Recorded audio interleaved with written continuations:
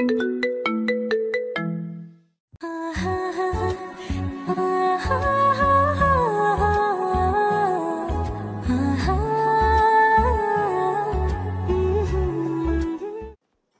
করার, ওনার কথা ফেলতে পারল না।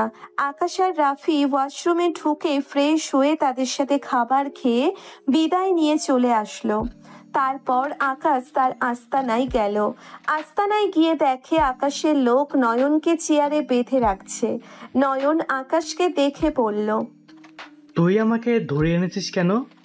যদি আমার ভাই জানতে পারে তুই আমাকে ধরে আনছিস, তাহলে তোকে দুনিয়ায় বাঁচিয়ে রাখবে না। তুই ভালো করে জানিস আমার কাজে কেউ বাধা দিলে আমি তাকে দুনিয়ায় বাঁচিয়ে রাখি না। তাহলে কেন আমার কাজে বাধা দিলি? হ্যাঁ, তোর লোক আমার ভাইয়ের এরিয়া থেকে চাঁদা তুলতে গেছে, তাই ওদের বাধা দিছি। আমরা কি কখনো তোর এরিয়া থেকে কোনো চাঁদা তুলেছি? তাহলে তুই কেন আমাদের এরিয়া থেকে চাঁদা তুলতে গেলি? শোন ভালো করে, আমি আকাশ সব জায়গা থেকে চাঁদা তুলব। তোর ভাই রকি আমার কিছুই করতে পারবে না। তুই এবার আমার লোকের গায়ে হাত তুলছিস। আজকে তোকে মেরে তোর ভাইয়ের কাছে পাঠিয়ে দেব। দেখি তোর ভাই আমার কি বা ফালাতে পারে। তুই একটা ভীতু। তোর যদি সাহস থাকে আমার ভাইয়ের সামনে আমাকে মেরে দেখা, তাহলে বুঝবো তোর অনেক সাহস। তোকে আমরা মাফিয়া কিং জানবো। ঠিক আছে, তাহলে আমি তোর চ্যালেঞ্জটা অ্যাকসেপ্ট করলাম। কালকে বিকেলে তোর ভাইয়ের আস্থানায় গিয়ে তোকে মারবো। ওই, ওকে ছেড়ে দে। আকাশের কথা শুনে রাফি বলল, ওকে ছেড়ে দেওয়া কি ঠিক হবে?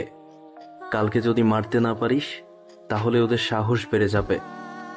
আরে ওকে আমি মারবো না। এসব ছোটখাটো পাতি নেতাকে মেহেদি মারবে। মেহেদি একাই ওদের জন্য যথেষ্ট। মানে মেহেদি তাহলে বেঁচে আছে? ও এখনো মরে নাই? আমরা তো ভেবেছিলাম মেহেদি আর দুনিয়াতে বেঁচে নাই। সেটা সময় হলেই দেখতে পাবি। ওই, তুই এখনো দাঁড়িয়ে আছিস কেন? যা, তাড়াতাড়ি যা, তা নাহলে তো তোকে আমার লোক মারতে মারতে একদম বের করে ফেলবে। এমনিতেই কালকে তোর দুনিয়ায় শেষ দিন। আকাশের কথা শুনে নয়ন দৌড় দিয়ে আস্তানা থেকে বেরিয়ে গেল। আকাশ সবার কাছ থেকে বিদায় নিয়ে বাসায় চলে আসলো। কলিং বেল চাপ দেওয়ার পর খালা এসে দরজা খুলে দিল। আকাশ খালাকে বলল, খালা, রাইসা কি ঘুমিয়ে গেছে? ও কি খাবার খেয়েছে? আমার কথা কিছু বলেছে? হালকা খাবার খেয়েছে, তোমার কথা জিজ্ঞেস করছে। আমি বলেছি তোমার আব্বু একটু কাজে বাইরে গেছে, তুমি ঘুমিয়ে পড়ো, তোমার আব্বু কিছুক্ষণ পর চলে আসবে। তারপর অনেক কষ্টে ঘুম পাড়িয়ে দিচ্ছি। ও ঠিক আছে, আমি রুমে গেলাম। খাবার খাবো না, মন্ত্রীর বাসা থেকে খেয়ে এসেছি। তুমি খাবার খেয়েছো? তুমি তো জানো তুমি না আসা পর্যন্ত আমি খাবার খাই না। খালা, তোমার এই জিনিসটা আমার ভালো লাগে না। মানে খালি খালি আমার জন্য না খেয়ে বসে থাকো কেন? আমার কোনো ছেলে মেয়ে নেই, তোমাকে আমি নিজের ছেলের মতো দেখি, তাই তোমাকে ছাড়া খাবার খেতে পারি না। তুমি আমাকে রাস্তা থেকে তুলে এনে ঠাই দিছো, তোমাকে ছাড়া খাবার খাবো কেমন করে? খালা, আপনি আমার কেউ না, তারপরেও আপনি আমাকে নিজের ছেলের মতো দেখেন। তাহলে আমার আপন বাবা মা আমার সাথে এরকম করলো কেন?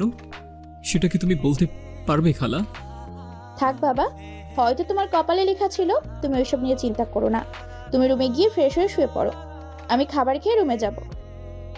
ঠিক আছে বলে নিজের রুমে চলে আসলো। রুমে এসে দেখে রাইসা কোলবালিশ জড়িয়ে ধরে ঘুমিয়ে আছে। মেয়েটার চেহারার দিকে তাকালে কেমন যেন খারাপ লাগে। ওর বাবা মা যদি বেঁচে থাকতো তাহলে মেয়েটা বাবা মা ছাড়া হতো না। আমারই ভুল ছিল রাইসার সাথে ওইভাবে কথা বলা। সব মেয়েরাই চায় তার বাবা মা তাকে আদর করুক, তাকে কোলে বসিয়ে খাবার খাইয়ে দেবে, কপালে চুমু দিয়ে স্কুলে পাঠাবে। তাহলে রাইসার ব্যাপারে আপনাদের সংক্ষিপ্তভাবে ঘটনা খুলে বলি। আকাশ একদিন একটা কাজ শেষ করে বাসায় যাচ্ছিল। হঠাৎ রাস্তার পাশে দেখে একটা মেয়ে বসে বসে কান্না করছে। তখন আকাশ গাড়ি থামিয়ে ওর কাছে গেল। তখন আকাশ ওকে বলল, কি হয়েছে মামনি? তুমি এত রাতে এখানে বসে বসে কান্না করছো কেন? তোমার আব্বু আম্মু কোথায়? মেয়েটা আকাশের দিকে তাকিয়ে আরো জোরে জোরে কান্না করতে করতে বলল, ওরা আমার আব্বু আম্মুকে মেরে ফেলেছে, ওই জঙ্গলে আমার আব্বু আম্মু পড়ে আছে, আপনি আমার আব্বু আম্মুকে বাঁচান, আমি আব্বু আম্মুকে ছাড়া থাকতে পারবো না। আকাশ মেয়েটার কথা শুনে জঙ্গলের ভিতরে গেল। ভিতরে ঢুকে দেখে মেয়েটা ঠিক কথা বলছে। দুজন ছুরি দিয়ে আঘাত করে মেরে ফেলছে। আকাশ তাদের নাকের ডগায় হাত নিয়ে দেখে তারা আর বেঁচে নেই। তারপর রাফি এবং আকাশের কিছু লোককে ফোন দিয়ে আসতে বলল। তারা 10 মিনিটের মধ্যে চলে এসেছে। পরে রাইসার আব্বু আম্মুকে একটা কবরস্থানের সামনে একটা হুজুরকে খবর দিয়ে এনে তাদের জানাজা দিয়ে দাফন সম্পন্ন করলো। তারপর আকাশ রাইসাকে আকাশের বাসায় নিয়ে আসে। রাইসা ঠিক হতে প্রায় 3 মাস সময় লেগে গেছে। আকাশ সব সময় রাইসার পাশে ছিল। তাকে বলছে এখন আকাশই তার সব। আজকে থেকে কেজি স্কুলে ভর্তি করিয়ে দিল। আকাশের লোক তাকে প্রতিদিন নিয়ে যায় এবং নিয়ে আসে। এই ছিল রাইসার কাহিনী। এবার বর্তমানে ফেরা যাক। আকাশেরই তো এখনো পরিচয় দিই নাই। অনেক কথা বলে ফেলছি। আকাশকে সবাই মাফিয়া কিং নামে চেনে। আর কিছু জানা লাগবে না। গল্পের সাথে থাকুন, সব জানতে পারবেন। আকাশ আর কোনো কিছু না ভেবে ঘুমিয়ে পড়ল। রাইসার কপালে একটা চুমু দিল। তারপর রাইসাকে জড়িয়ে ধরে শুয়ে পড়ল। পরের দিন সকালে রাইসা আকাশকে ডাকতে লাগলো। আকাশ ঘুম ঘুম চোখে বলল, কি হয়েছে মামুনি? এত সকাল সকাল ডাকছো কেন? আব্বু আর একটু ঘুমাবো তো। আপু আজকে তুমি আমাকে স্কুলে নিয়ে আসো। অনেক দিন হয়েছে তুমি আমাকে স্কুলে দিয়ে আসো না। মামুনি, আজকে আমার শরীরটা ভালো লাগছে না। আরেকদিন তোমাকে নিয়ে যাব। আজকে তুমি ওদের সাথেই যাও। না, আজকে তুমি আমাকে স্কুলে নিয়ে যাবে। আমি তোমার লোকের সাথে যাব না। তুমি যদি আমাকে না নিয়ে যাও তাহলে আমি স্কুলে যাব না। কি আর করার? রাইসার চোরাচুরিতে শোয়া থেকে উঠে রাইসাকে বলল, ঠিক আছে মামুনি, তুমি রেডি হয়ে নিচে গিয়ে নাস্তার টেবিলে আব্বুর জন্য অপেক্ষা করো। আব্বু ফ্রেশ হয়ে আসছে। ঠিক আছে আব্বু, তুমি আমার লক্ষ্মী আব্বু, তুমি আমার বেস্ট আব্বু। রাইসা আকাশের কপালে একটা চুমু দিয়ে রেডি হতে লাগলো। আকাশ দাঁড়িয়ে না থেকে ওয়াশরুমে ঢুকে ফ্রেশ হয়ে আসলো। রাইসা রেডি হয়ে নিচে চলে গেল। আকাশ একটা জামা গায়ে দিয়ে নিচে চলে আসলো। চোখে এখনো অনেক ঘুম আকাশের। রাতে দেরি করে ঘুমিয়েছে তো। আকাশ নিচে এসে রাইসার পাশে একটা চেয়ার টেনে বসলো। রাইসাকে নিজের হাতে নাস্তা খাইয়ে দিতে লাগলো। সাথে আকাশও খাচ্ছে। বাপ মেয়ে নাস্তা করে বাসা থেকে বেরিয়ে গাড়ি নিয়ে রাইসার স্কুলে যেতে লাগলো ওরা। রাইসা প্রথম শ্রেণীতে পড়ে। আকাশের সামনে পিছে আকাশের লোক গাড়ি নিয়ে আসছে। কিছুক্ষণ পর রাইসার স্কুলের সামনে চলে আসলো আকাশ। রাইসা গাড়ির থেকে নামার পর হঠাৎ একটা মেয়ে আকাশের সামনে আসলো। ও এখানে কেমন করে? ওর তো বাসা দিনাজপুরে। তার মানে এখানে শিক্ষকতা করতে আসছে। কিন্তু ওদের তো কোনো কিছুর কমতি নেই। তাহলে এইখানে কেন আসলো? আগের থেকে অনেক সুন্দর লাগছে তাকে। হঠাৎ রাইসার ডাকে ধ্যান ভাঙলো আকাশের। রাইসা বলল, আব্বু তুমি কোথায় হারিয়ে গেলে? তোমাকে সেই কখন থেকে ডাকছি। উনি হচ্ছে আমাদের নতুন টিচার। তোমাকে ওনার কথাই গতকাল বলছি। কেমন আছো রাসেল? তোমাকে অনেক বছর পর দেখছি। তোমার মেয়েটা কিন্তু অনেক লক্ষ্মী। পায়েলের কথা শুনে আকাশ বলল, আলহামদুলিল্লাহ, আমি ভালো আছি।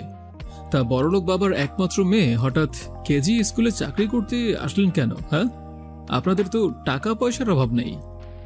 পায়েল আকাশের কথা শুনে বলল, আসলে আমি এখানে চাকরি করতে আসি নাই। আমার এক বান্ধবী এই স্কুলে চাকরি করে। তার মা অনেক অসুস্থ, তাই ওর হয়ে আমি এখানে আসি। সীমার আম্মু ভালো হয়ে গেলে আমি বাসায় ফিরে যাব। তা তুমি এখন কি করো? তোমার স্ত্রী কেমন আছে? আমার কাজ হচ্ছে খারাপ মানুষের ক্ষতি করা।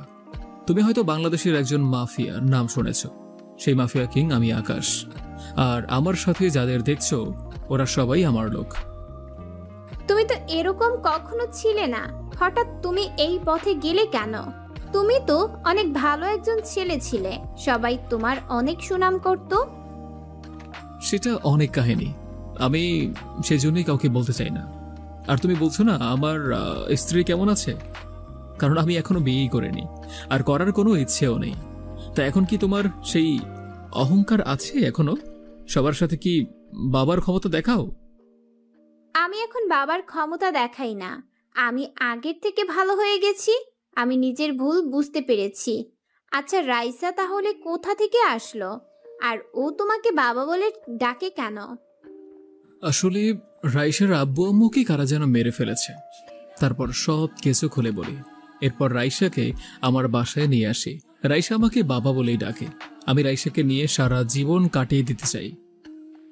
তুমি যে কাজ করতে আসো, এই কাজে বেঁচে থাকার গ্যারান্টি নেই।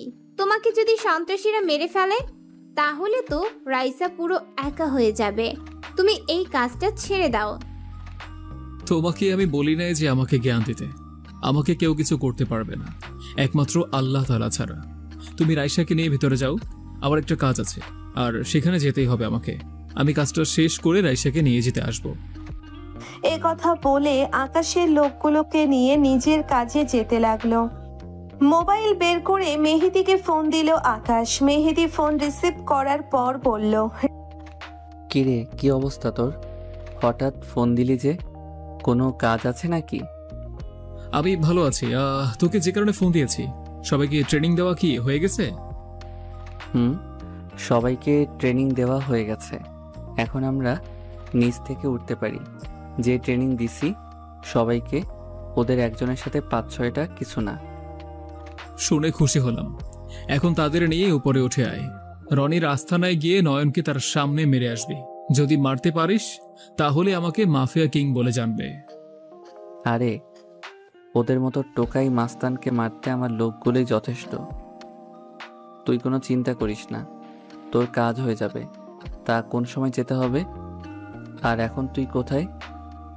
তুই ওদের নিয়ে বিকেল 5টায় রনির আস্থানায় যাবি। আর আমি এখন রাফি এবং কিছু লোক নিয়ে মন্ত্রীর বিপক্ষ প্রার্থীর বাসায় যাচ্ছি। ওকে বসিয়ে দিতে হবে। এই কাজের জন্য মন্ত্রী 1 কোটি টাকা দিয়েছে। ঠিক আছে, তুই তাহলে ওই কাজ শেষ করে আয়, আমি সবাইকে রেডি করছি। নয়নকে মেরে তোর কাছে ফোন দিয়ে জানিয়ে দিব। ঠিক আছে বলে ফোনটা কেটে দিল। প্রায় 30 মিনিট পর মন্ত্রীর বিপক্ষ প্রার্থীর বাসায় চলে আসলো। সিকিউরিটি গার্ড ওদেরকে আটকালে রাফি ঠাস করে 2টা থাপ্পড় মেরে দেয়। সিকিউরিটি গার্ড আর কোনোই কথা বলে নাই, গালে হাত দিয়ে চুপ হয়ে গিয়েছে। আকাশরা সবাই বিপক্ষ প্রার্থীর দরজার সামনে দাঁড়িয়ে কলিং বেল চাপ দিল। কিছুক্ষণ পর একজন মায়ের বয়সী লোক এসে দরজা খুলে দিল। দেখে মনে হচ্ছে বিপক্ষ প্রার্থীর স্ত্রী। আকাশ আর রাফিকে দেখে বলল, তোমরা কারা? আমার বাসায় কি? আপনার স্বামী কোথায়? তাকে একটু ডাক দেন, তার সাথে আমাদের কিছু কথা আছে। কথাগুলো বলে আমরা চলে যাব। রাফির কথা শুনে মহিলা আকাশদের ভেতরে গিয়ে বসতে বলল। তারপর মহিলা ভিতরে চলে গেল। আকাশ আর রাফি ভিতরে ঢুকে চারপাশে তাকিয়ে দেখতে লাগলো। মনে মনে বলল, হায় রে, সবকিছু অবৈধ টাকায় করা। কিছুক্ষণ পর বিপক্ষ প্রার্থী আকাশের সামনে আসলো। আমাকে দেখে চিনে ফেলছে। তখন আকাশকে বলল, আরে আকাশ, তুমি আমার বাসায় কেন? আমার লোকেরা কি তোমার কোনো ক্ষতি করেছে? তুমি শুধু একবার বলো, আমি তোমার সামনে ওদের কঠিন শাস্তি দেব। আরে আমাকে কেউ কিছু করে নাই, আর কারো করার সাহসও নেই। আমি যেটা বলার জন্য এসেছি, শুনেছি আপনি নাকি এবার মন্ত্রী নির্বাচন করবেন। তুমি ঠিকই শুনেছ। আমি এই শফিকুলকে এবার হারিয়ে ছাড়বো। দেশের মানুষ আমার পক্ষে আছে। এবার আমার মন্ত্রী নির্বাচন কেউ ঠেকাতেই পারবে না। তাই নাকি? তাহলে আমি বসে বসে ললিপপ খাবো? আপনাকে বসানোর জন্য 1 কোটি টাকা পেয়েছি। এখন আমি চাই আপনি বসে পড়ুন। তা না হলে এই আকাশ কি করতে পারে আপনি তা ভালো করেই জানেন। আমি এবার বসবো না, কখনোই না। এবার আমি নির্বাচন করবই। তুমি আমার কিছুই করতে পারবে না। তুমি জানো না আমার হাত কত বড় বড় মাফিয়াদের সাথে আছে। আপনিও মনে হয় জানেন না যে আপনার কোথায় কি আছে, কিন্তু আমি সব জানি। আপনার ঢাকায় 6টা বাড়ি আছে, সব অবৈধ টাকায় করা। গুলশানের ভিতরে 5টা মদের গোডাউন আছে, 3টা আবাসিক হোটেল আছে। এখানে মেয়েদের দিয়ে ব্যবসা করেন। আরো অনেক কিছুই আছে, সেগুলোর কথা না হয় নাই বললাম। আমি যদি এগুলো দেশের মানুষকে দেখাই এবং ধ্বংস করে দেই, তাহলে আপনি কিভাবে নির্বাচন করবেন বলুন তো একটু? আমি যদি সরকারের কাছে সবকিছু বলে দেই, তাহলে আপনি কোথায় যাবেন? হ্যাঁ, প্লিজ আকাশ, তুমি আমার এত বড় সর্বনাশ করো না। আমি তোমার কথায় রাজি আছি। আমি মন্ত্রী নির্বাচন করব না, তারপরও তুমি আমার ক্ষতি করো না। কথাটা যেন মনে থাকে। তা না হলে আমি কি করতে পারি আপনি ভালো করেই জানেন। আমার যেন আপনার বাসায় আর আসতে না হয়। আবার যদি আসে তাহলে আপনি দুনিয়ায় কিন্তু আর বেঁচে থাকবেন না। এই বলে বিপক্ষ প্রার্থীর বাসা থেকে সবাই বেরিয়ে আসলো। বিপক্ষ প্রার্থীর বাসা থেকে বেরিয়ে সোজা স্কুলের সামনে চলে গেল। গেটের সামনে গিয়ে দেখে রাইসা আর পায়েল দাঁড়িয়ে আছে। আকাশকে দেখে রাইসা দৌড় দিয়ে আকাশের সামনে আসলো। কি ব্যাপার মামুনি, আজকে তোমার পড়ালেখা কেমন হয়েছে? কোনো শিক্ষক তোমার গায়ে কি হাত তুলেছে? না আব্বু, এই স্কুলের সবাই অনেক ভালো, আমাকে সবাই আদর করে। আপু, ম্যাম তোমাকে কিছু কথা বলবে। ম্যাম, আপনি কি বলবেন আব্বুকে? আসলে আকাশ, এখানে আমাকে কি একটা বাসা নিয়ে দিতে পারবে? সীমার বাসায় থাকতে আমার ভালো লাগছে না। তাদের দুইটা রুম, একটায় ওর আব্বু আম্মু ঘুমায়, আরেকটায় সীমা আর ওর ভাই ঘুমায়, তার উপরে আমি। তাই বলছি আমাকে একটা বাসা খুঁজে দাও। পায়েলের কথা শুনে রাইসা আকাশকে বলল, আব্বু, তুমি ম্যামকে আমাদের বাসায় নিয়ে চলো। এখন থেকে ম্যাম আমাদের বাসায় থাকবে, আমার সাথে খেলবে, একসাথে কার্টুন দেখবে। আমার অনেক অনেক ভালো লাগবে। প্লিজ আব্বু, তুমি না করো না। তুমি আমার বাসায় থাকতে পারো, তবে আমার কোনো কিছুতেই কথা বলতে পারবে না। আমি কখন কি করি, কোথায় যাই, অনেক রাতে বাসায় ফিরি কেন, এসব কথা আমাকে বলতে পারবে না। শুধু রাইসার কথা ভেবে তোমাকে বাসায় নিয়ে যাচ্ছি। ঠিক আছে, আমি তোমার কোনো কিছুতেই কথা বলবো না। শুধু কিছুদিনের জন্য সীমার আম্মু অসুস্থ হলে আমি বাসায় ফিরে যাব। ঠিক আছে বলে পায়েলকে গাড়িতে উঠতে বলল আকাশ। রাইসাকে মাঝখানে বসালো। আকাশ আর পায়েল রাইসার দুই পাশে বসলো। কিছুক্ষণ পর বাসায় চলে আসলো। গাড়িতে কেউ কোনো কথা বলল না। গাড়ি থেকে নেমে আকাশ, পায়েল এবং রাইসা দরজার সামনে দাঁড়িয়ে কলিং বেল চাপ দিল। কিছুক্ষণ বাদে খালা এসে দরজা খুলে দিল। তাদের সাথে পায়েলকে দেখে খালা বলল, আকাশ, এই মেয়েটাকে, তাকে তো চিনতেই পারলাম না। তোমার কি কিছু হয়? আসলে খালা, ও হচ্ছে পায়েল। আমরা দুজনে একসাথে দিনাজপুরে পড়েছি, আর এখানে একটা বান্ধবীর বাসায় এসেছে। তারপর সব খুলে বলল আকাশ। সব শুনে খালা বলল, ও, এই ব্যাপার। তোমার কোনো সমস্যা নেই মা, তোমার যতদিন মন চায় থাকতে পারো। রাইসা আর আমি বাসায় সব সময় থাকি। রাসেল কাজে কামে বেশিরভাগ বাইরে থাকে। ঠিক আছে খালা, তুমি পায়েলকে একটা রুম দেখিয়ে দাও। আমি আমার রুমে গেলাম। আমি এখন একটু রেস্ট নেব। কোনো কিছুর দরকার হলে কিন্তু রাফি অথবা বাহিরের লোককে বলবে, তারা এনে দেবে। ঠিক আছে? ঠিক আছে রাসেল, তুমি রুমে গিয়ে রেস্ট নাও। যদি খাবারটা খেয়ে ঘুমিয়ে যেতে তাহলে অনেক ভালো হতো। ওকে খালা, আমি ফ্রেশ হয়ে আসছি। তুমি খাবার রেডি করো। আর পায়েল, তুমি উপরের ডান পাশের রুমে চলে যাও, রুমে সব কিছুই আছে। পায়েল ঠিক আছে বলে ওপরে চলে গেল। আকাশও আর কোনো কথা না বলে রাইসাকে কোলে করে নিয়ে রুমে চলে আসলো।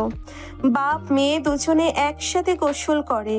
রাইসাকে জামা কাপড় পরিয়ে দিয়ে আকাশ একটা জামা গায়ে দিয়ে দুজনে নিচে চলে আসলো।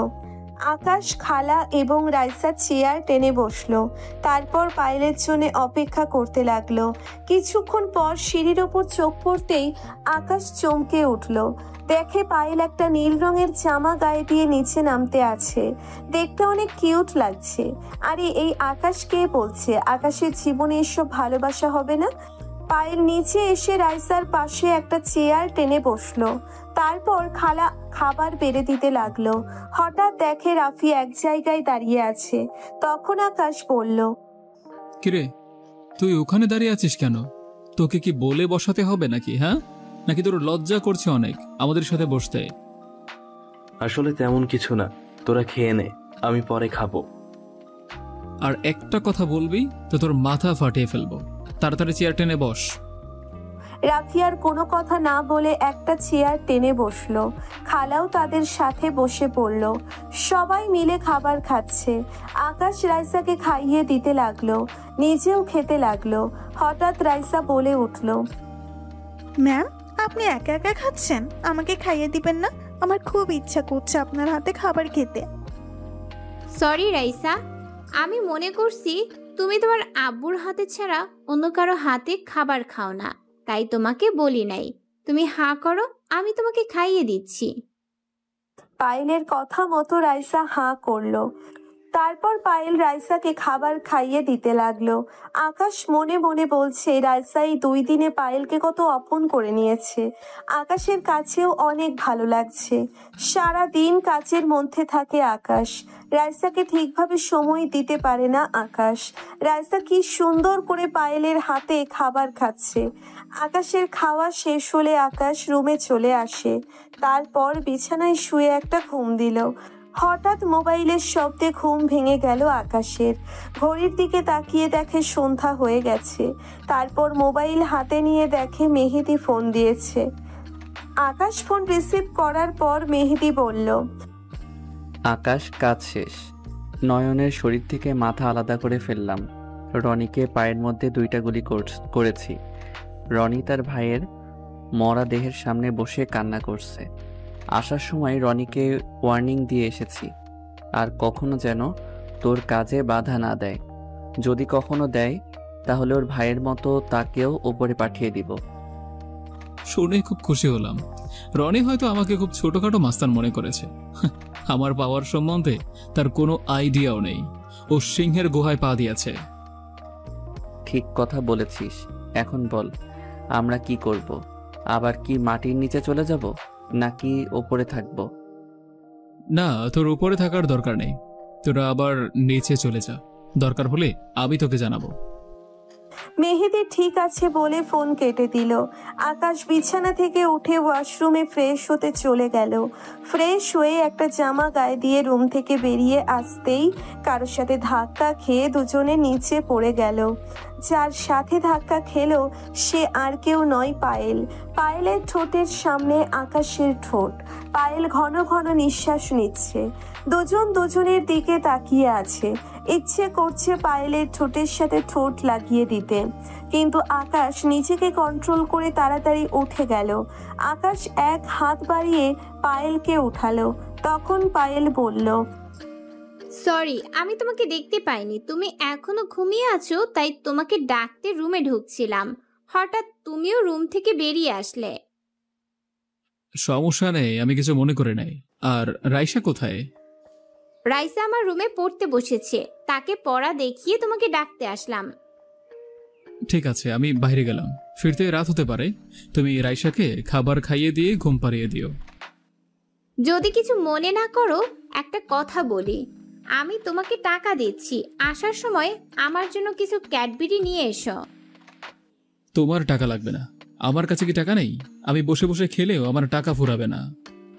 পায়েল আর কোনো কথা বলল না। আকাশ বাসা থেকে বেরিয়ে আসার পর রাফি আকাশের সাথে আসলো। আর আকাশের লোক সব সময় আকাশের সাথে থাকে। তারা একটা কাজে গেল। কাজটা শেষ করে আসতে একটু বেশি রাত হয়ে গেছে। আসার সময় পায়েলের কথা মতো এক কার্টুন ক্যাডবেরি নিয়ে আসলো বাসায়। আসার পর দরজার সামনে দাঁড়িয়ে কলিং বেল চাপ দেওয়ার পর পায়েল এসে দরজা খুলে দিল। আকাশ পায়েলকে দেখে বলল, কি ব্যাপার, তুমি এখনো জেগে আছো কেন? রাইসা কি ঘুমিয়ে গেছে? তাকে খাবার খাইয়ে ঘুম পাড়িয়ে দিলাম। আমি তোমার জন্য অপেক্ষা করতে লাগলাম। খালা এতক্ষণ ছিল, আমি ওনাকে রুমে পাঠিয়ে দিচ্ছি। তো তুমি এত রাতে জেগে আছো কেন? তোমাকে বাসা থেকে বেরিয়ে যাওয়ার সময় বলছি না যে আমার আসতে রাত হবে? ওটা কোনো ব্যাপার না। আর আমার ঘুম আসছিল না। আমার ক্যাডবেরি কোথায়? তুমি কি বাচ্চা নাকি যে তোমার জন্য আমি ক্যাডবেরি নিয়ে আসব? আর তুমি আমার কে যে তোমাকে আমার ক্যাডবেরি এনে দিতে হবে? শুনি একটু। ও আচ্ছা, এটাও তো সত্যি কথা। আমি আপনার কে? ঠিক আছে, লাগবে না। আপনি আপনার মেয়ের জন্য এনেছেন, এটাই তো সবচেয়ে বড় কথা। আমার জন্য আনতে হবে এমন তো কোনো কথা নেই। পায়েল কিছুটা অভিমানী করে কথাটা বলে সেখান থেকে চলে গেল। আর এদিকে আকাশ মুচকি হাসছে। আকাশ তারপর পায়েলের সঙ্গে যেতে শুরু করলো উপরে। আর পায়েলের হাতে ক্যাডবেরি দেওয়ার পরে আকাশ তার রুমে এসে ঘুমিয়ে গেল। আর হঠাৎ করেই মাঝরাতে আকাশের মোবাইলটা বেজে উঠল। আর আকাশ ফোন হাতে নিয়ে দেখতে পারলো মেহেদি তাকে কল দিয়েছে। আর মেহেদি কল দিয়ে বলতে লাগলো, আকাশ, জানি না কে বা কারা লোকজন নিয়ে আমাদের গোডাউনে অ্যাটাক করেছে। আমাদের সবকিছু পুড়িয়ে ফেলেছে। আমরা আগুন নিভানোর চেষ্টা করছি, তুই তাড়াতাড়ি আয়। আকাশ কথাটা শুনে তাড়াতাড়ি করে উঠে গেল আর তাড়াতাড়ি করে বাসা থেকে বেরিয়ে তার গাড়িতে করে সোজা চলে আসলো সেই গোডাউনের কাছে। গোডাউনের কাছে আসার পরে ফায়ার সার্ভিস এবং তার কিছু লোকজন আগুন নেভানোর চেষ্টা করতেছে গোডাউনের মধ্যে প্রায় তার কোটি টাকার সম্পদ ছিল আর এগুলো কিভাবে নষ্ট হয়ে যাচ্ছে আকাশের দেখেই অনেক বেশি কষ্ট লাগছে। আর হঠাৎ করেই আকাশের মোবাইলটা বেজে উঠল আর মোবাইলটা বেজে ওঠার পরেই তখন ওপাশ থেকে কেউ একজন বলতে লাগলো, আমি তোকে বলেছিলাম না যে তুই আমার কোনো কিছু করতে পারবি না, আর উল্টো এখন তোরই ক্ষতি হয়ে গেল। দেখতে পারলি আমার সঙ্গে লাগলে তোর কি অবস্থা হতে পারে? এটা তো শুধুমাত্র ট্রায়াল দেখানো হলো। যদি এর চেয়েও বেশি কিছু করার চেষ্টা করিস তাহলে পরবর্তীতে আমি ঠিক কি করতে পারি সেটা তুই ভালো করে জানিস। এখন তো বুঝতেই পারলি আমি কে। তুই আমাকে বসার জন্য বলিস, তোর সাহস কত বড়! রফিক চৌধুরী, তুই আমার গোডাউনের মধ্যে হাত দিয়ে অনেক বড় ক্ষতি করে ফেলেছিস। এই গোডাউনে আগুন লাগার আগেও ছিলি তুই অন্যের শত্রু, কিন্তু এখন তুই আমার শত্রু হয়ে গেলি। তুই 3 ঘন্টা থাক, তোর এর চেয়ে বেশি কিছু হবে। আমার তো শুধুমাত্র সামান্য ক্ষতি হয়েছে, তবে এই সামান্য ক্ষতিটাই আমার কাছে অনেক বেশি কিছু। তুই আমার জায়গায় হাত দিয়েছিস, ক্ষতি কতটা হয়েছে সেটা বড় কথা নয়। আমার জায়গায় হাত দিয়ে সাহস দেখিয়েছিস, আর এই জন্য তোকে অনেক বড় মাসুল দেওয়া লাগতে পারে। রেডি থাক। তুই আমার কোনো কিছুই করতে পারবি না। আমার সঙ্গে বড় বড় মাফিয়ারা রয়েছে, আর এই মাফিয়াদের শত্রু হলো একমাত্র তুই। তার জন্যই আমি ওদের সঙ্গে হাত মিলিয়েছি। তোর তো শুধু এখন পতন হতে থাকবে, আর তুই নিজে থেকে বলবি একদিন আমার পায়ের কাছে এসে যে তোকে ক্ষমা করে দেওয়ার জন্য আমি আপনার হয়ে কাজ করতে চাই। তুই নিজে থেকে একদিন এই কথা বলবি। তোর আন্ডারওয়ার্ল্ড আর থাকা হবে না, বুঝতে পারলি? এই আন্ডারওয়ার্ল্ড শুধুমাত্রই আকাশের ছাড়া এই আন্ডারওয়ার্ল্ড অন্য কারো হতেই পারে না, বুঝতে পারছিস? আমি যেদিন থেকে থাকবো না সেদিন এই আন্ডারওয়ার্ল্ড থাকবে না। এই আন্ডারওয়ার্ল্ড শুধুমাত্র আমার ব্যক্তিগত সম্পদ। তবে একটা কথা বলে রাখি, এরপরে আর আমার সঙ্গে লাগতে আসিস না। যদি আরেকবার লাগতে আসিস তাহলে কিন্তু তুই নিজেই বরবাদ হয়ে যাবি। যেভাবে আসিস ঠিক সেভাবেই থাক। এত উপরে ওঠার চেষ্টা করিস না, আমাদের হাত অনেক উপরে। এই বলে রফিক চৌধুরী কল কেটে দিল। আর রফিক চৌধুরী কল কেটে দেওয়ার পরে আকাশ ভাবতে লাগলো কিভাবে কি হয়ে গেল। রফিক চৌধুরীর এত বড় সাহস হয়ে গেল, সে কিনা গোডাউনের মধ্যে আগুন লাগিয়ে দিয়েছে তার লোকজনের মাধ্যমে। কিন্তু আকাশের কেন জানি এটা বিশ্বাস করতে কষ্ট হচ্ছে। আর তখনই রাফি আর মেহেদি দুজনেই চলে আসলো। আর রাফি মেহেদি দুজনেই আসার পরে ওখান থেকে তখন রাফি আকাশকে বলতে লাগলো, আমার তো সত্যি ভাবতে কষ্ট হচ্ছে, রফিক চৌধুরীর মতো লোক তোর গোডাউনের মধ্যে আগুন লাগিয়ে দিয়েছেন। ও কি করে জানতে পারলো তোর এখানে গোডাউন আছে? এসব কথা তো ওর জানার কোনো কথাই নয়। আমি নিজেও বুঝতে পারছি না ও এত কম সময়ের মধ্যে আমার ব্যাপারে এত খোঁজখবর কিভাবে নিল। সে তো আমার এসব সম্পর্কে, ব্যবসা সম্পর্কে তার কোনো আইডিয়াও নেই। ও শুধু জানে আমি আন্ডারওয়ার্ল্ডের মাফিয়া কিং। আমার কোন কোন জায়গায় কি ব্যবসা রয়েছে এটা তো ওর জানার কোনো কথাই নয়। এটা শুধুমাত্র কয়েকজন জানে। তাহলে কি সেই কয়েকজন মিলে আমার সঙ্গে এটা করেছে? আমার তো মনে হচ্ছে আমাদের মধ্যে থেকে কেউ খবরটা লিক করে দিয়েছে রফিক চৌধুরীকে, আর তারপর রফিক চৌধুরী এটার সুযোগ নিয়ে এসব কাজ করেছে। এখানে প্রায় কোটি টাকার মালামাল নষ্ট হয়ে গেছে। আমার মালামাল নষ্ট হয়েছে সেটা কোনো কথা নয়। মানুষ প্রায় 10 জনের মতো মারা গিয়েছে। এই 10 জনের পরিবারকে আমি কিভাবে জবাব দেব? হ্যাঁ, ওদের পরিবার, ওদের ফ্যামিলি যখন আমাকে প্রশ্ন করবে কেন লোকগুলো মারা গেল, কেন তাদের আপনজন মারা গেল, তখন আমি তাদেরকে কি উত্তর দেব? তখন আমার কি কোনো উত্তর দেওয়ার মতো কোনো কিছু থাকবে? সকালবেলা দেখবি সবাই চলে আসবে। সবাই আসার পরে যখন জিজ্ঞেস করবে তখন আমি গিয়ে কি বলবো এটা ভাবতেই তো আমার গা শিউরে উঠছে। থাক, এত টেনশন করার কোনো কিছু নেই। কপালে যেটা আছে সেটা হয়ে গেছে। এখন খুঁজে বের করতে হবে কে বা কারা কার সাহায্য নিয়ে এসব কাজ করেছে। ওই রফিক চৌধুরীকে আমরা দেখে নেব। ওই রফিক চৌধুরী কিভাবে নির্বাচনে পাশ করে সেটাই এখন দেখার পালা। এভাবেই সারা রাত পার হয়ে যায়। আর সকালবেলা আকাশ তাড়াতাড়ি করে তার লোকজন নিয়ে মন্ত্রীর বাসায় চলে আসলো। মন্ত্রীর বাসায় আসার পরে দেখতে পারলো মন্ত্রী হয়তো কোথাও বের হচ্ছিল, আর তখন আকাশকে দেখে বলতে লাগলো, আকাশ, আমি তোমার ব্যাপারটা শুনেছি, টিভিতেও দেখলাম। তোমার সঙ্গে এই বিষয় নিয়ে আমি এসে কথা বলবো। আমি আপাতত একটা জায়গায় যাচ্ছি সম্মেলনে, তুমি চাইলে আমার সঙ্গে যেতে পারো। আপনার সঙ্গে এখন সম্মেলনে যাওয়ার মতো পরিস্থিতিতে আমি নেই। আপনি সম্মেলনের পরেও যেতে পারবেন। আগে আমার কথাটা শোনেন। আমার গোডাউন পড়িয়েছে, সেটার ক্ষতিপূরণ নিতে আমি আপনার কাছে আসিনি। এখানে কার হাত রয়েছে সেটা আপনার কাছে জানতে এসেছি। আপনি নিশ্চয়ই জানেন। পাগল হয়ে গেছো? তোমার গোডাউনে কারা আগুন লেগেছে সেটার খবর আমি কি করে জানবো? আমি তোমার কাজ নিয়েই ব্যস্ত থাকি। ওসব আমার কাজ তোমাকে দিয়ে করাই, কারণ তুমি ছাড়া আমার কাজগুলো কেউ করে দিতে পারবে না। আমি কোনো কিছু ভাবতে পারছি না। আমি দুদিনের মধ্যে খবর জানতে চাই কে বা কারা আমার গোডাউনের মধ্যে আগুন লাগিয়েছে। আমার মনে হয় এগুলো আপনি বের করতে পারবেন। আমি চাইলেই বের করতে পারি, কিন্তু আমি বের করব না। আপনি নিজে এগুলো থেকে বের করবেন। ঠিক আছে, তুমি চিন্তা করো না। আমি আমার লোকজনকে বলছি, ওরা সমস্ত কিছু তোমার কাছে খবর দিয়ে দেবে। আপাতত আমি সম্মেলনে যাচ্ছি, তুমি আমার সঙ্গে চলো। তোমার সম্মেলনে যাওয়ার খুবই প্রয়োজন, ভবিষ্যৎ এমপি বলে কথা। আমাকে এমপি বানিয়ে দিলে তখন তো আপনাদের ভাত উঠে যাবে, কারণ আমি এমপি থেকে মন্ত্রী হব, মন্ত্রী থেকে প্রধানমন্ত্রী। তখন তো আপনাদেরকে আমি নাকে দড়ি দিয়ে ঘোরাবো। তার চেয়ে ভালো হয় না যেখানে আছি সেখানেই থাকি? তোমাকে এমপি হওয়া লাগবে, কারণ আমি জানি তুমি সবার সঙ্গে সব কিছু করলেও আমার সঙ্গে কোনো কিছু করবে না, কারণ আমি তোমাকে অনেক বিশ্বাস করি, আর আমি তুমি ছাড়া চলতে পারবো না, এটা আমি মানি। ঠিক আছে, চলুন সম্মেলনে যাওয়া যাক। সম্মেলনে গেলে মানুষ আমাকে হয়তো নতুনভাবে চিনবে। আজ থেকে শুরু হলো নতুন মিশন উপরে ওঠার। এদিকে আকাশ মন্ত্রীর সঙ্গে সেই সম্মেলনে যেতে শুরু করলো, আর ওদিকে লেডি কুইন রফিক চৌধুরীর সঙ্গে দেখা করলো। রফিক চৌধুরী তখন লেডি কুইনকে সব কিছু বলতে লাগলো আকাশের ব্যাপারে। আর সব কিছু শোনার পরে লেডি কুইন তখন রফিক চৌধুরীকে বলতে শুরু করলো, আপনি কোনো চিন্তা করবেন না, আপনি হবেন মন্ত্রী, আর এই নির্বাচনে আপনি জয়ী হবেন। ওই সাইফুল আর আকাশ আপনার কোনো ক্ষতি করতে পারবে না। এটা তো শুধুমাত্র ট্রায়াল দিলাম, এখনো তো অনেক কিছু বাকি আছে। আর ওই আকাশকে আমি যদি আমার নিজের হাতে না মেরেছি, আমার নাম লেডি কুইন নয়।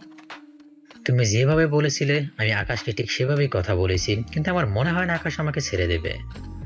আকাশ আমাকে যেখানে পাবে সেখানেই গুলি করবে, আর আকাশ কতটা ভয়ঙ্কর সেটা আমি ভালো করেই জানি। আমার তো ভয় করছে আকাশ যদি আমাকে তার আগেই মেরে দেয়। এত ভয় পাওয়ার কোনো কিছু নেই। আপনি যদি মন্ত্রী হতে পারেন তাহলে আমার জন্য অনেক সুবিধা হবে। আমি আমার সকল ব্যবসা আমি খুব সহজেই চালাতে পারবো, বুঝতে পেরেছেন? আর তাই আপনাকে মন্ত্রী হওয়া লাগবে। আর আপনাকে মন্ত্রী হতে যা কিছু করা লাগে সকল কিছু আমি খরচ করব, সকল কিছু আমি দেব। আপনি শুধু দেখে যান আমি কি করি। সেটা ঠিক আছে, কিন্তু আমাকে পর্যাপ্ত পরিমাণে সাপোর্ট আর সিকিউরিটি দেওয়া লাগবে।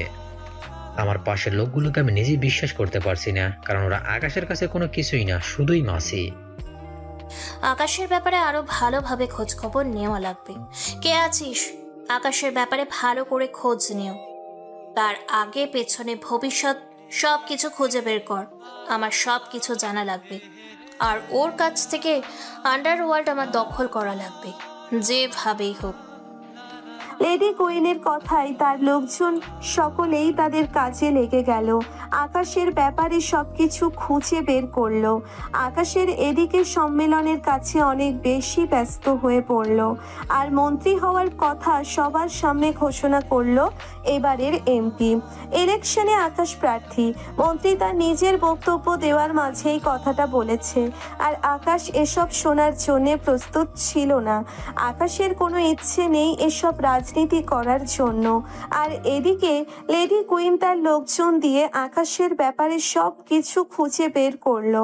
আর আকাশের ব্যাপারে সব কিছু খুঁজে বের করার পরে তখন লেডি কুইনের লোক রাকিব বলতে লাগলো, বস, আমার কাছে খাবার এসেছে। আকাশ তার মেয়ে এবং আরেকটা মেয়ে নিয়ে তাদের বাসায় থাকে। তবে ওর বাসায় অনেক সিকিউরিটি, ওখানে প্রবেশ করা অসম্ভব। আমাদের যা কিছু করা লাগবে বাইরে থেকে করতে হবে। ওর মেয়েটা ওর নিজের নয়, ওই মেয়েটাকে রাস্তার পাশে পেয়েছিল, কেউ যেন তার মা বাবাকে খুন করে দিয়েছে। আর আকাশ তখন ছোটবেলা থেকেই তাকে লালন পালন করতে শুরু করে। এখন আকাশ তার নিজের মেয়ের মতো করেই তাকে ভালোবাসে। কখনো এমনটা মনে হয় না যে তার নিজের মেয়ে নয়। আকাশ তাকে নিজের মেয়ের মতোই মনে করে। আর তার মেয়ে দেখার জন্য এখন পায়েল নামের একটা মেয়ে এসেছে। আর আকাশের মেয়েরা ওই নতুন মেয়েটাকে তার মায়ের মতোই ভালোবাসে। আমার মনে হয় পায়েল এবং আকাশের মধ্যে ভালোবাসার সম্পর্ক রয়েছে। আর ওরা কিছুদিন পরে হয়তো বিয়েও করতে পারে। আর ওদের রান্নাবান্না করার জন্য তার সম্পর্কে খালা রয়েছে। গুড, আমি তো এইগুলোই চেয়েছিলাম জানার জন্য। এইগুলো জানতে পেরে আমার অনেক উপকার হলো। এখন কোনোভাবে যদি একবার আকাশের মেয়ে এবং তার ভালোবাসার মানুষ পায়েলকে তুলে আনতে পারা যায়, তাহলে আকাশের সব কিছু আমাদের কাছে চলে আসবে। কিন্তু এটা অনেক বেশি রিস্ক হতে পারে। বস, এটা আসলে অনেক বেশি রিস্ক হয়ে যাবে, কারণ আকাশের লোকজন ছায়ার মতো ওদের পাশে থাকে। তবে বোঝা যায় না যে ওদেরকে কেউ সিকিউরিটি দিয়ে রাখছে। আকাশ এটা লুকিয়ে রেখেছে, আর আমি গোপন সংবাদের মাধ্যমে এগুলো জানতে পেরেছি। যা করা লাগবে সবকিছু সামনাসামনি থেকে করতে হবে, যেন আকাশের লোকজন কোনোভাবে বুঝতে না পারে। হ্যাঁ, আমি খুব ভালো করেই বুঝতে পেরেছি। থাক, এইসব কিছু নিয়ে আর তোর টেনশন করতে হবে না। এবার যা করার সব কিছু আমাকেই করতে হবে। যা, এবার তুই তোর নিজের কাজ কর।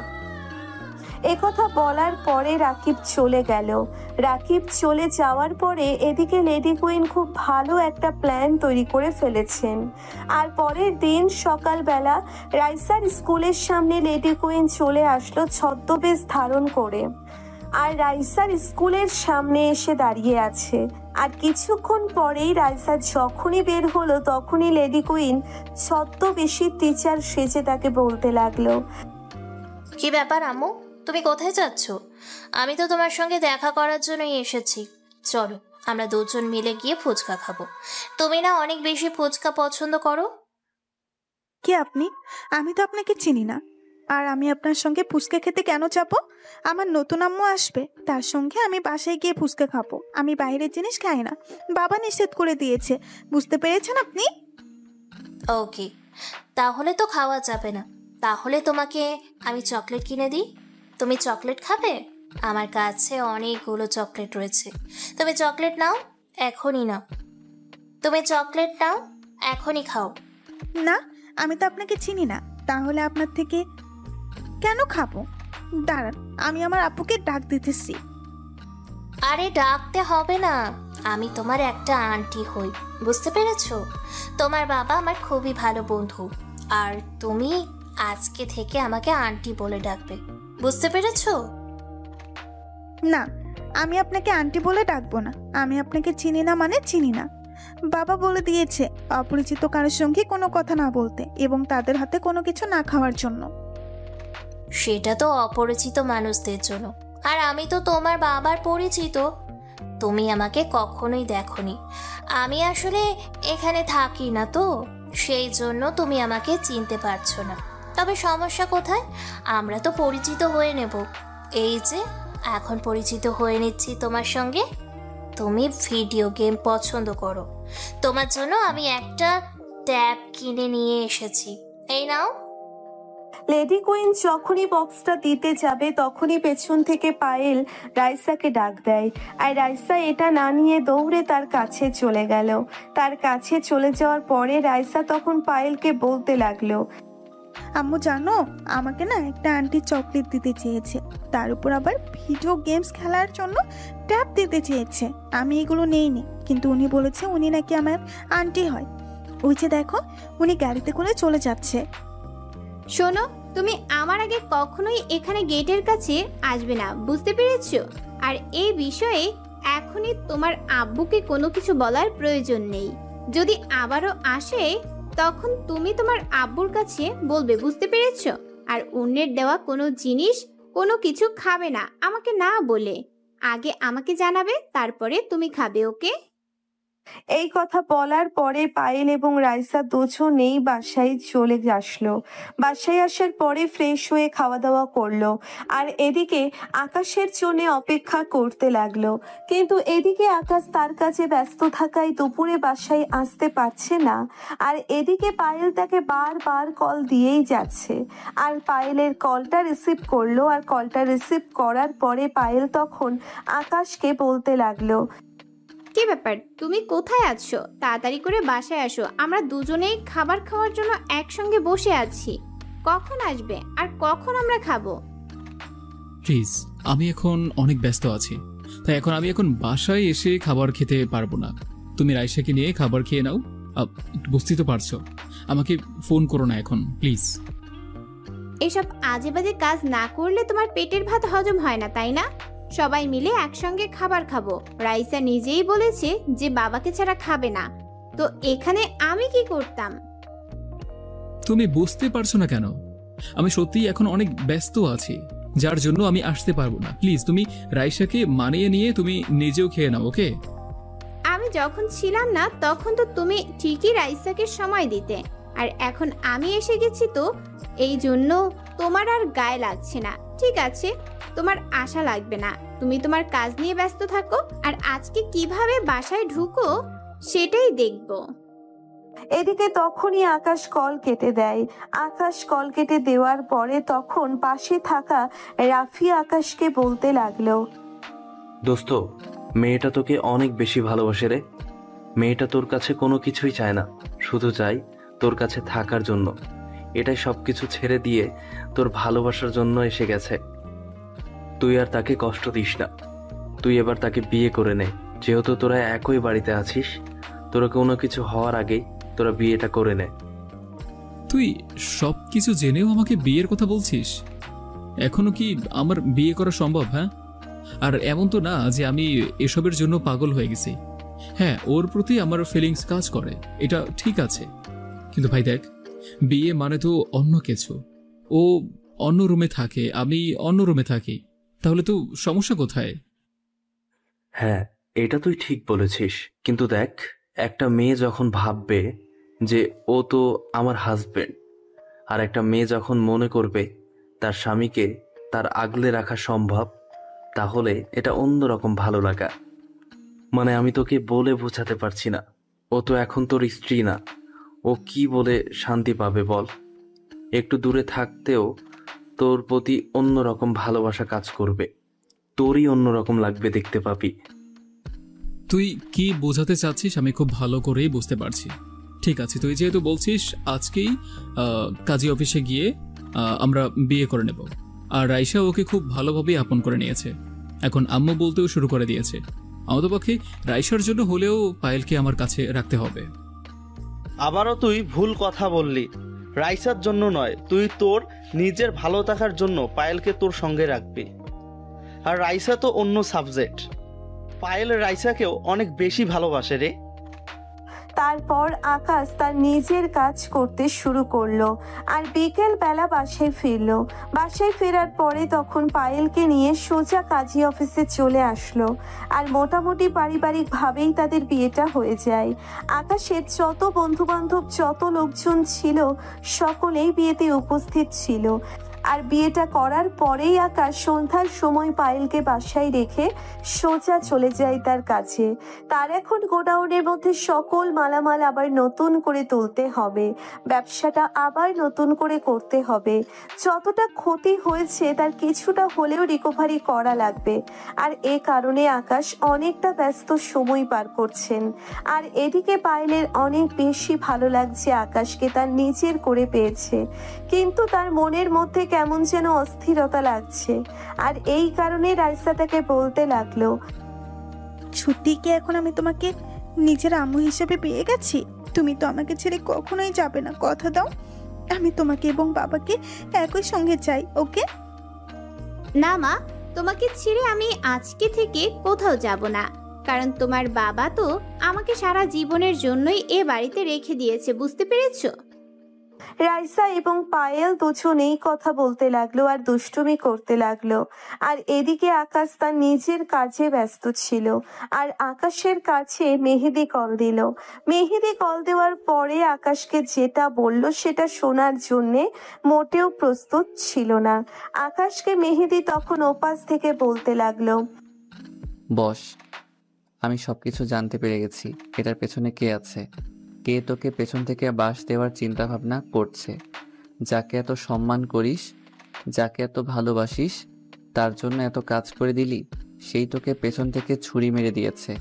মন্ত্রী লেডি কুইনের সঙ্গে হাত মিলিয়েছে গোপনে, আর মন্ত্রী নিজে থেকে এসব কাজ করাচ্ছে। মন্ত্রী চাই যে তুই এদিকে রফিক চৌধুরীকে মেরে ফেলবি, আর ওদিকে সে খুব সহজেই মন্ত্রী হয়ে যাবে, আর সঙ্গে সঙ্গে লাভ হয়ে যাবে ওই লেডি কুইনের। ঠিক আছে, আজকে রাতেই মন্ত্রীর খেলাটা শেষ করব। শালার এত বড় সাহস, ও আমাকে পিছন থেকে ছুরি মেরে দিয়েছে, আমার লোকগুলোকে মেরে ফেলেছে, ওদের পরিবারগুলো এখন পর্যন্ত হাজারি করছে। তাহলে আমি সবকিছু ব্যবস্থা করি, তুই সবকিছু ব্যবস্থা কর। ওই মন্ত্রীকে আজকে পৃথিবী থেকে বিদায় করে দেব। তার কত বড় সাহস, এসে পেছন থেকে এভাবে ছুরি মেরে দিয়েছে। আমি সকল কিছুর প্রমাণ পেয়ে গেছি। আমি তোর কাছে সবকিছু পাঠিয়ে দিচ্ছি। আমার কাছে সিসি ক্যামেরা ফুটেজ রয়েছে। এখানে মন্ত্রী এবং লেডি কুইন কথা বলেছে, কথা রেকর্ড করা আছে। কথা বলে আকাশ তার অন্য একটা গোডাউনে চলে আসলো। এটা তার অন্য একটা আস্তানা। আর আস্তানায় আসার পরে আকাশের যত লোকজন ছিল সবাইকে একসঙ্গে বলতে লাগলো কিছু কথা। আর এদিকে লেডি কুইন এবং তার লোকজন নিয়ে রাইসা এবং পায়েলকে কিডন্যাপ করে নেয়। আর এদিকে কিডন্যাপ করে নিয়ে যায় জঙ্গল বাড়িতে। সেখানে মন্ত্রী এবং তার সকল লোকজন রয়েছে। আর এদিকে মন্ত্রী তার লোকজন দিয়ে রফিক চৌধুরীকে মেরে ফেলেছে। পায়েল খুবই ভালো করেই বুঝতে পারছিল যে এমন কিছু হতে যাচ্ছে তাদের সঙ্গে।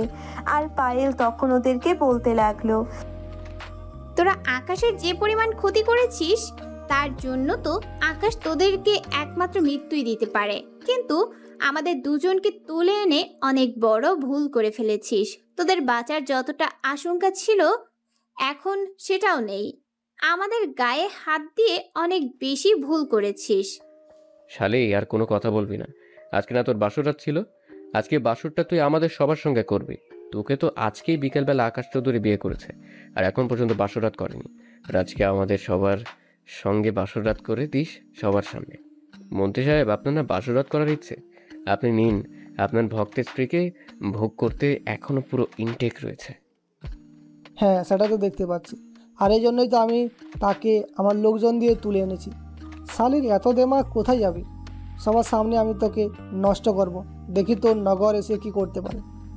তোদের পায়ে ধরে কথা বলছি, তবু প্লিজ এসব কথা বলিস না রাইসার সামনে। আমি চাই না আমার মেয়ের সামনে এসব কথা শুনতে।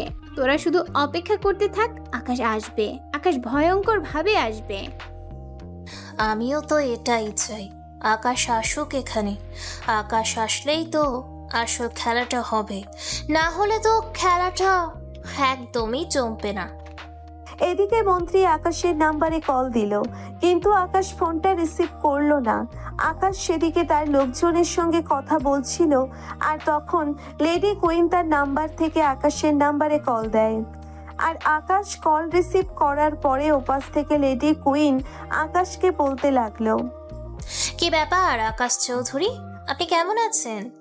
আপনার তো মনে হয় এখন অনেক দুঃখ, তাই না? তা আমাকে নিয়ে কথা বলছিলেন নাকি? তোদের সব কিছু আমি মেনে নিয়েছি, কিন্তু আমার মেয়ে আর আমার স্ত্রীকে কেন কিডন্যাপ করে নিয়ে গিয়েছিস? তোদের সব কিছু সমস্যা আমাকে নিয়ে, আমার সঙ্গে যা করার করবি। তা আমার ফ্যামিলিকে কেন এখানে টেনে এনেছিস? হ্যাঁ, ওরা তো তোকে কোনো ক্ষতি করেনি, ওরা তো তোদের কোনো ক্ষতি করেনি। ও তাই তো? তা তুই তো আমার বোনটাকে মেরে ফেলেছিলি।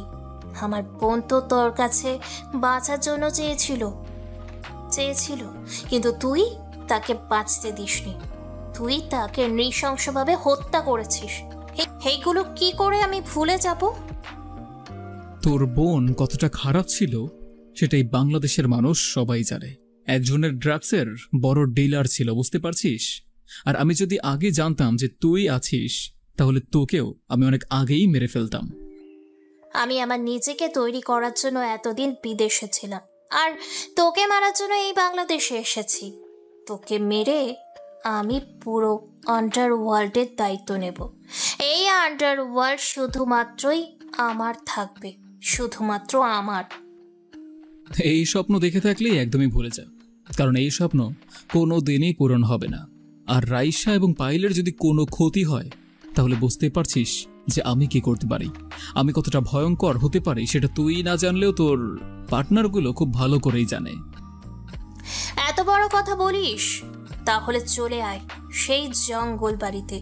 তোর জন্য আমরা সকলে মিলে অপেক্ষা করছি।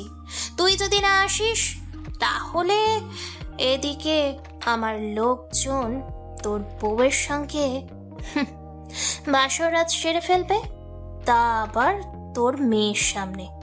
কতটা লজ্জা, কতটা খারাপ লাগবে বলতো? সময় মাত্র 20 মিনিট। 20 মিনিটের মধ্যে সব কিছু নিয়ে জঙ্গল বাড়িতে চলে আয়। আর হ্যাঁ, ভুলেও তোর লোকজন নিয়ে আসার চেষ্টা করিস না, তাহলে তো বুঝতেই পারছিস কি হতে পারে। আকাশ তখন কল কেটে দিল। আকাশ কল কেটে দেওয়ার পরে তার লোকজন নিয়ে সকলেই গাড়িতে উঠে পড়ল, আর গাড়িতে করে সোজা জঙ্গল বাড়ির দিকে রওনা হলো আকাশ। 10 মিনিটের মধ্যেই জঙ্গল বাড়িতে পৌঁছে গেল তার সব কিছু নিয়ে। আকাশ গাড়ি থেকে নেমে একটা ব্যাগ নিয়ে হাঁটতে শুরু করলো জঙ্গলের ভিতর দিয়ে। আর তখনই কয়েকটা ছেলে এসে আকাশকে নিয়ে গেল ভিতরে চোখ বেঁধে। আকাশকে নিয়ে যাওয়ার পরে আকাশের চোখের বাঁধন খুলে দেওয়া হলো। আকাশের চোখের বাঁধন খুলে দেওয়ার পরে মন্ত্রী তখন আকাশকে দেখে বলতে লাগলো, তুই আমাকে ছবল দেওয়ার চেষ্টা করেছিলি, তাই না? তুই মন্ত্রী হয়ে আমাকে খেয়ে ফেলবি? ওই দিন কথাটা অনেক বেশি বুকে লেগেছিল, আর তার জন্যই তো আমি আমার সকল কিছু সাজিয়ে ফেললাম। আমার ধারায় তুই মন্ত্রী হয়েছিস, আর সেখানে গিয়ে তুই আমাকেই পেছন থেকে ছুরি মেরে দিয়েছিস। হ্যাঁ, বাঘ সবসময় বাঘই থাকে, বুঝতে পারছিস? তুই আমাকে এখানে টেনে অনেক বেশি ভুল করেছিস। তোকে মেরে আমি আমার সেই ভুলের প্রায়শ্চিত্ত করব। তুই সবসময় বলতি না যে এসব খারাপ কাজে কেউ একজন আছে, সে সব কিছু নিয়ন্ত্রণ করছে। আসলে যত অপকর্ম হয় সব কিছু আমি করে থাকি পিছন থেকে, আর আমি এই লেডি কুইনকে তৈরি করেছি পুরো আন্ডারওয়ার্ল্ড চালানোর জন্য। এত কথা বলার কি দরকার? কে আছিস? আকাশকে একটু আদর যত্ন করে দে। এতদিন পরে আমার সঙ্গে দেখা করতে এসেছে, অথচ আদর যত্ন করবি না? এটা তো হতে পারে না। তখনই সবাই মিলে আকাশকে মারতে আসলো, কিন্তু আকাশ ওদেরকে মেরে মাটিতে শুইয়ে দিচ্ছেন। ওরা আকাশের সঙ্গে কোনোভাবেই পারছে না। আর এটা দেখে লেডি কুইন তখন রাইসার পায়েলকে মারতে গেল, আর শেষ পর্যন্ত আকাশ তার নিজের মারামারি বন্ধ করে দেয় এটা দেখে। আর তখন আকাশ ওদেরকে বলতে লাগলো, তোদের যা কিছু প্রয়োজন সকল কিছু আমার সঙ্গে কর, আমাকে মেরে ফেল, তবু আমার একটু দুঃখ থাকবে না। কিন্তু পায়েল আর রাইসার কোনো ক্ষতি করিস না, ওদের কোনো কিছু হয়ে গেলে আমি সইতে পারবো না। এটাই তো আমি চাই, তোর কষ্ট দেখতে আমার অনেক বেশি ভালো লাগছে। কে আছিস? পায়েলকে বিছানায় নিয়ে যা, ওর সামনে সবকিছু শেষ করে দে। আর তখনই রাকিব এই কথা শুনে পায়েলের হাতের বাঁধন খুলে দেওয়ার পরে পায়েলকে টানতে টানতে নিয়ে যায় সামনে থাকা চেয়ারের উপর। আর চেয়ারের উপর বসিয়ে দেওয়ার পরে তার উপর ঝাঁপিয়ে পড়ার চেষ্টা করছে। আর তখন আকাশ সবকিছু বলল, প্লিজ থাম, আমি সব কিছুতে রাজি, তোদেরকে আমি সব কিছু লিখে দিতে রাজি আছি। কোথায় সাইন করতে হবে বল আমাকে, তাড়াতাড়ি কর, আমি সাইন করে দিচ্ছি। তো প্লিজ ওদেরকে ছেড়ে দে। এভাবে তুমি তোমার সবকিছু নিজের হাতে নষ্ট করে দিও না। আমাদের কারণে তুমি কেন তোমার এত বছরের সাধনা নষ্ট করে ফেলবে? শুধু তুমি আমাদের চিন্তা করছো, একটাবার দেশের মানুষের কথা চিন্তা করছো না? ওরা যদি একবার ক্ষমতায় আসে তাহলে ওরা কি করতে পারে তুমি বুঝতে পারছো না? পুরো দেশটাকে তছনছ বানিয়ে ফেলবে। আমার কাছে তোমরাই সবকিছু, আর তোমাকে আমি আমার নিজের জীবনের থেকে অনেক বেশি ভালোবাসি, আর এই কারণে তোমাদের জন্য সব কিছুই করতে পারি আমি। আকাশ যখনই সাইন করতে যাবে তখনই চারপাশ থেকে গোলাগুলির আওয়াজ ভেসে আসলো। আকাশ সাইন না করে পাশে থাকা পিস্তল দিয়ে ওদেরকে গুলি করতে শুরু করলো। আর গুলি করতে করতে রাইসা এবং পায়েলের কাছে চলে আসলো। আর ওদের হাতের বাঁধন খুলে দেওয়ার পরে রাইসা এবং পায়েলকে পাঠিয়ে দিল বাহিরে পাঠিয়ে দেওয়ার পরে আকাশ তখন তার মেশিন গান দিয়ে ওদেরকে গুলি করতে লাগলো। পাখিদের মতো ঝাঁকে ঝাঁকে ওদেরকে গুলি করছিল আকাশের লোকজন। আর ওরা এত তাড়াতাড়ি চলে আসবে কোনোভাবেই আন্দাজ করতে পারেনি। লেডি কুইন যখনই দেখতে পারলো তার সকল লোককে মেরে ফেলা হচ্ছে তখনই সে পালিয়ে যাওয়ার সিদ্ধান্ত নিল, পালিয়ে যাচ্ছিল। আর তখন মেহেদি সেটা খুবই ভালো করে দেখতে পারে। আকাশ এদিকে গুলি করতে ব্যস্ত ছিল আর মেহেদি তখন আকাশকে ডাক দেয়। আর মেহেদি নিজেও লেডি কুইনকে একটা থাপ্পড় মারলো। আর থাপ্পড় মারার পরে বলতে লাগলো, তুই কি ভেবেছিস এভাবে পালিয়ে যাবি আমাদের হাত থেকে? কখনোই না, আমাদের হাত থেকে পালিয়ে যেতে পারবি না। তোকে ধরার জন্য এতদিন ধরে ওয়েট করছিলাম। মানুষের এত ক্ষতি করেছি যে মানুষের অভিশাপে তুই আরো শেষ হয়ে যাবি। আমাকে ছেড়ে দে, তুই আমার হয়ে কাজ কর, তোকে অনেক টাকা দিব। তুই আকাশকে মেরে ফেল আর তোকে আমি পুরো বাংলাদেশ দিয়ে দেব। আর আমি দুবাই থেকে সবকিছু নিয়ন্ত্রণ করব। তুই পুরো বাংলাদেশের দায়িত্ব পেয়ে যাবি। তুই কি ভাবছিস আমি এই সব কিছুর জন্য তোকে ছেড়ে দেব? কখনোই না। কারণ ও আমার শুধু বন্ধু না, ও আমার নিজের ভাই। ও আমাকে কোনো কিছুর অভাব দেয়নি। আর আকাশের সঙ্গে আমি বিশ্বাসঘাতকতা করব এটা ভাবলি কি করে? আমি চাইলে পুরো বাংলাদেশ দায়িত্ব নিতে পারি আকাশের কাছ থেকে। আকাশ অনেকবার আমাকে বলেছে কিন্তু আমি নেইনি। এসব কিছু আমি চালাতে পারবো না। আমি যেভাবে আছি ঠিক সেভাবেই ভালো আছি। আকাশ তখনই চলে আসলো। আকাশ আসার পরে লেডি কুইনকে ইচ্ছে মতো থাপ্পড় দিতে লাগলো। মারতে মারতে মুখ দিয়ে নাক দিয়ে রক্ত বের করে ফেলেছে আকাশ। আর তখন ওদিক থেকে মন্ত্রী তখন আকাশের দিকে গুলি যখনই ধরতে যাবে তখনই আকাশ তার পিস্তল দিয়ে মন্ত্রীকে গুলি করে দেয়। আর মন্ত্রীকে গুলি করে দেওয়ার পরে মন্ত্রী ছটফট করতে করতে কাটা